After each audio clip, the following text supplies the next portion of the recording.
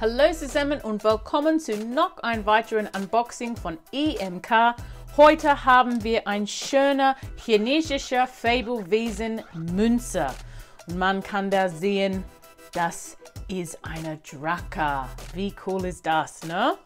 So, dieses Produkt, das ist von Coins Australia und es ist geprägt von der Perth Mint und jeder weiß, der Perth Mint ist auch in Australien und ich komme auch aus Australien. So, das ist schön. Dreimal Australien heute. So, wir haben da Drache. Das ist 2 Unzen Silber. Und dieses Münze hat dieses besonderes Antique Finish. Das ist sehr schön. Hier ist unser Zertifikat Authentizität. Und hier drin haben wir ein bisschen mehr Info über die Münze, über chinesische Fabelwesen und dann hier hinten ein bisschen mehr Info auch. Was gefällt mir besonders über diese Münze ist der schöne Auflage. Das ist nur 888 Exemplare. Was für eine schöne Nummer für ein chinesischer Fabelwesen Münze. Sehr schön. Und die Nummer von diesen Münzen ist auch schön. Von dieser Münze, Entschuldigung. Das ist auch schön. So, das ist unser Zertifikat. Und der Münze ist hier drin. Oh, wow. Oh. Ui, ui, ui.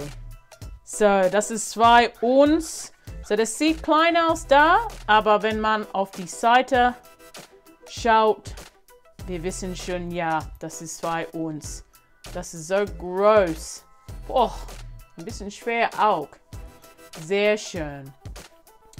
So, das ist von der großen chinesischen Fabelwesen Serie. Und offensichtlich, das ist eine Drache.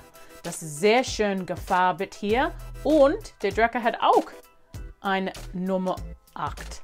So, das bringt Glück. Bestimmt.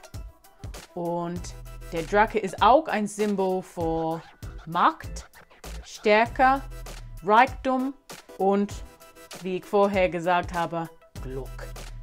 Am wichtigsten, oder?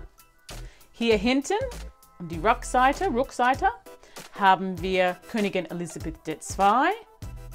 Dieses Münze kommt aus Tuvalu.